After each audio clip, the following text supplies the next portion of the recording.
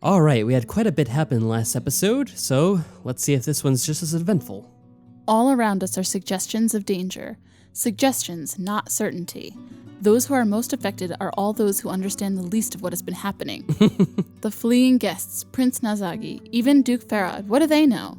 The princess was kidnapped by her brother due to a mistake, not some foreign plot or internal power struggle. Yes, there was an assassination attempt, but not a well-planned one. Had there been more than one attacker or even a single one with a ranged weapon, events would have played out very differently. If neither Callum nor Dolores were in collusion with the assassins, then it would not have been possible for them to plan to meet us on the road. That means we are not seeing the orchestrations of a supremely powerful mastermind, but rather chance and mischance rebounding off one another. And now another unexpected change of course. Cassidy tearing off the veil of secrecy. There most certainly are forces working against us, but they cannot possibly have anticipated this outcome. They will need time to regroup. I don't anticipate an attack in the night, but I doubt I'll sleep soundly either. So it seems like whatever forces there are against us, they seem to be very disorganized or loosely connected or something like that, right? Right. The next morning, as we are dressing for the day, I sense something familiar. A faint pattern of sound at the edge of my hearing. A disruption in the depths of the palace. It's just like that night when Princess Cassidy went missing from the ball. Has something happened? Oh no, not again. The languid knocking on the door is rather anticlimactic. Best to be cautious. I wave Oscar out of the way and ease open the door to look outside. Oh. Dolores! Dolores, our old friend. I'm not happy to see you either. With the door open, the distant hubbub is more apparent, but I can't see anyone from here. What do you want? Not to be in this hallway. Let me in or I'll go back and say you wouldn't answer. Oh, calm down. Fine. She slides past me and into our rooms. Now that she is nominally an ally, Oscar makes an effort to smile at the former page. However, his charms appear to go unnoticed. What's the news? Nothing left but the feathers. Seems the palace guard didn't take too kindly to hearing word of a worm in their barrel. What are you talking about? They're rebelling? Wouldn't I wish? No, they turn on their own. Nobody loves a traitor. Huh? And nobody wants to be seen looking disloyal, not after last night. What happened last night? Gar's been asking questions. Found a girl who was in bed with the dead guy, so to speak. Hopefully not while he was dead. A stupid girl. She told him they were wrong when her soldier was a hero. Oh? So they killed her. Oh, alright. Makes sense. What? Regular lynching, I heard. That's horrible. Horrible to you? You're next not on the line. Every loose-tongued... The booty boys. Oh, God. Those booty boys are always so loose-tongued. Every loose-tongued boot boys telling tales on their rivals to prove how loyal they are. Loose-tongued. I'm the loyalest booty boy ever. Maids are locking themselves in their rooms or running home to their mothers. And all the princess parties are canceled. The anniversary celebration is on hold? Well, this must be serious. That's what I said. For today, at the least. They're saying things will calm down, but I wouldn't bet on it. This is awful. He's feeling guilty. But whatever his choices, he had no way to predict that the guards would turn murderous. Why exactly are you here now? Oh, right. Surly Prince sent me. He and the little princess want your company. With all the storms about, he wouldn't leave her long enough to call on you, so I'm your escort. I'm surprised he trusts you that much, considering that a few days ago he pretty much wanted you dead. The wheel turns. Who would you rather trust, me or the mob who killed that maid? You, certainly. Well then, even the royal brute can see that much. Wow, nice. Oscar is not a brute. Touchy, aren't we? Not the prince I meant. Ah, the other one. Callum. Right, sorry. With so many people running for the hills, why aren't you? Don't think I haven't thought about it. All this chaos, I could get away clean, but... She shrugs, her lips curling. Can't get enough money for it? There's no benefit to me if I run. If I stick it out, I'm angling for a reward. Of course. That debt of honor King Priedrich said you were owed. Don't know, don't care. Most likely he's got the wrong girl. One orphan's as good as another, right? I guess. I'm only here long enough to talk my way into a going-away present.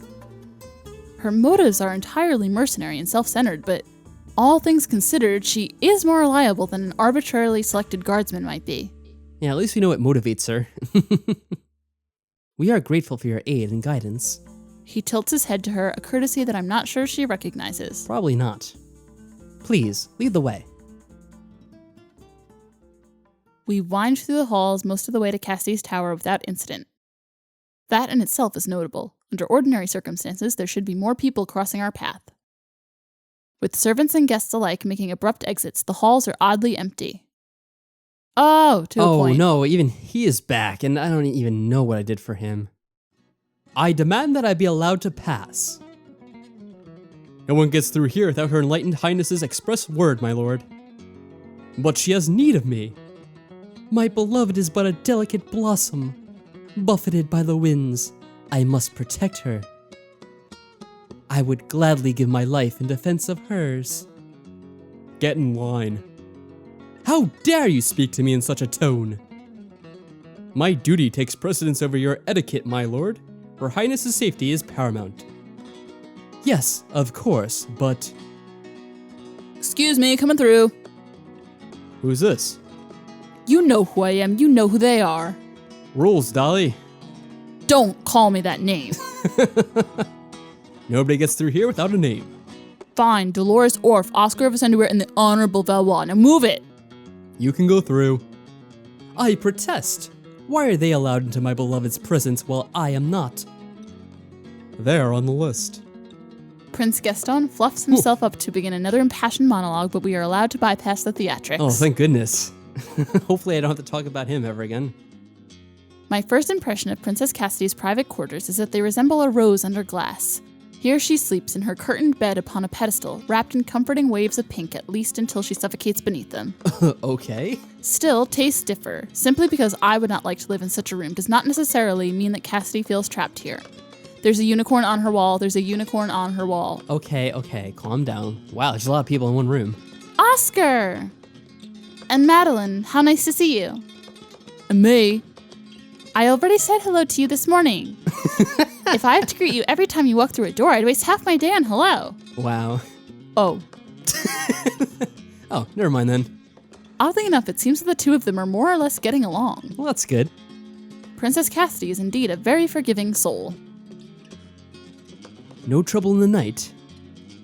For us? No. Did something happen here? Not that we know of. Callum is worried that my guards may not be perfectly trustworthy. He suggested we should all stick together. Do you have enough guards to go around? Dolores said many of the staff were leaving the palace. Not the guards, though. At least, mostly not. It was a guard who attacked us earlier. No man can be trusted simply because he wears a uniform. Current rotations trust that those who have had previous opportunity to strike and not done so may be loyal. That may not be enough. Even a so-called loyal man can be bought until we know our enemies. There may not be any more enemies. It's turning against ourselves now that's causing damage. How is the investigation progressing? Cassidy sighs. You heard about the maid Raquel? I heard she was murdered. That's too strong a word. Not for her family. What had she done? Nothing. That we know of. Wait, please. We haven't been here. Can you start from the beginning? Oscar, keep up. Very well. The first actions were, of course, to retrieve the body of the assassin and identify him. His name was Devant, a relatively recent recruit, hailing from lands under the control of the Grandessa. The Grandessa? Aunt Marie, Mother's younger sister. I don't know her well. She almost never visits the palace. The Marionites, Marie. Ah, there we go. She and Mother don't get along. This Devant was not well liked, among the guards or the soldiers, at least not that anyone will admit. He reportedly spent a good deal of time in the stables, but searches there have so far turned up no sign of sabotage. He was a brony. Oh my. Well, we do have the unicorns on the poster, the picture on the wall anyway. It's possible the horse is kept him company because no one else would.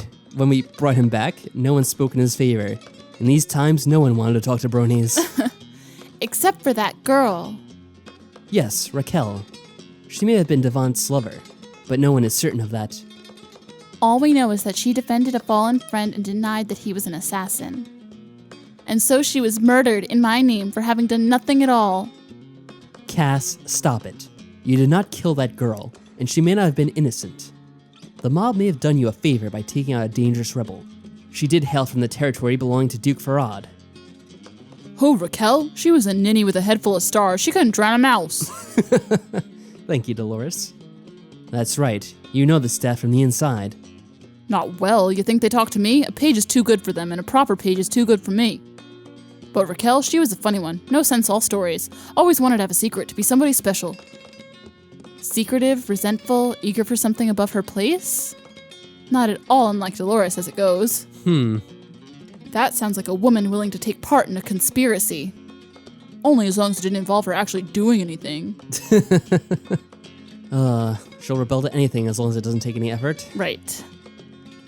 She was a useless girl who leaned on others to get her jobs done and couldn't keep her mouth shut. Maybe she knew something, maybe she just thought a tragic hero sounded better than a dead cutthroat. Could be she never even knew Devant, just wanted to be part of his story. Well, she is now. An unimportant footnote, soon forgotten.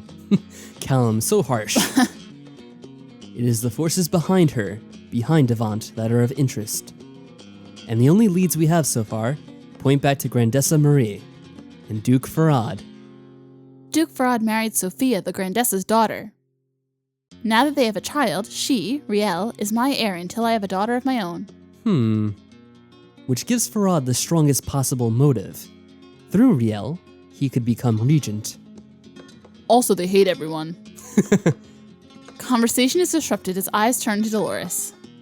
What? It's no secret. Even their people don't make any friends here. Hard folk, all of them. Thanks, Dolores. I remember seeing some of his entourage at dinner my first night. They stood out like flies in a milk glass. Their clothing, their manners, everything was too rough. Hired muscle it could be. That might suggest he was expecting trouble and brought his own thugs. I spoke to him briefly when I was searching for Cassidy. He seemed a bit on edge and too well armed. I like him. He said he was preparing himself against any threat to his family. But his family's not here. The baby was too small to travel. Unless he considers your existence a threat to his family's power. What else do you know about Farad? Does he have support? Other noble relatives? No, I believe he was a clerk before his marriage. Mother said that Sophia had many suitors, but Aunt Marie drove them all away. She wanted her daughter to remain unmarried to stay in the line of inheritance. Because of Caspian, she thought there was a chance that I might not survive. That's an awful way to think about her own family. And a very long-standing quarrel. Is there more to the separation between Paloma and Marie? Mother says that Marie doesn't appreciate the responsibility that comes with wisdom. Oh, really? Like Spider-Man. She didn't listen to Uncle Ben. She said a king must always consider the welfare of his people and guide them by his actions. It's not enough to avoid being cruel. You must actively work for the greater good, or else the weak will suffer. Pretty words, but they do little to explain the division. Well, it's not very kind, but Mother suggested that her sister is more interested in herself than her people. Oh. She doesn't care to be involved in the details of agriculture or commerce or justice. So she and her husband stay in their estate and allow their lands to fall into neglect. Wow, sound like real winners. So she's not very popular with the common folk of Wellinor. Oh no, she is. Wait, really? You see, when they turn requests away, they tell the seekers that they have the freedom to decide things themselves. Oh. So they think that they are better off. Oh, so it's like Republicans. Oh, I shouldn't make a joke like that. Whatever. Never mind. Oh, it is like Republicans. Also, she takes less of their coin in tax than the other nobles. Oh well, that's going in anyway. I actually don't like either party or any politics at all, but whatever. What? No, she doesn't. She sets different taxes, that's all. It comes to the same in the end. Can't tell you that, just what I've heard in the halls. Well, it's not true. That's exactly why Mother was criticizing. Marie takes in the same funds as my other lord, but doesn't use it as she should. Oh, any other lord, not mine. Whatever. Any hearth you hold, you must invest in, or what's the point of having rulers at all? That's why it will be a wonderful wisdom. Oh, Oscar, kissing butt. Shut up. So Marie promises her people more freedom and prosperity, even though her promises are hollow.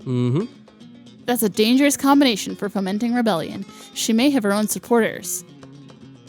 Those must be the Marionites that King Predrick was talking about. Yes, finally you catch on, Maddie. Aha. But Aunt Marie can't be responsible for the attack. Family does not always imply loyalty. There's nothing for her to gain anymore. She gave up. Sophia's married now. Even if I did die, the power would not pass to Aunt Marie. Well, maybe she just wants to be in her line? She controlled Sophia's choice of husbands. Who's to say she isn't controlling Farad? Or Duke Farad could be acting on his own. He is disliked. They may have motive, but is there any evidence? Nothing as yet. I wasn't making it up earlier what I said. Him and his folks have been keeping the maids out of the rooms. That's suspicious. You also said you knew what Farad and Sophia were plotting. I did? At the river? Oh, well, that part I made up. Thought you'd be interested, that's all. Wow, thanks, Dolores. Then if you have nothing useful to contribute, perhaps you should remain silent. Whatever. No, we do appreciate having you here. You have seen a different side to the palace than we have. Actually, I haven't seen much at all other than books and the view out my window, not until recently. I'm not very good at this, am I? My first attempt to push my own will in politics has turned into a disaster. Alright, so since this is turning out to be a long conversation between the four of us, or five of us, I guess, including ourselves, I think we're gonna leave off here and then leave the second half of this for the next episode. Okay. So until then, take care, everyone. Bye.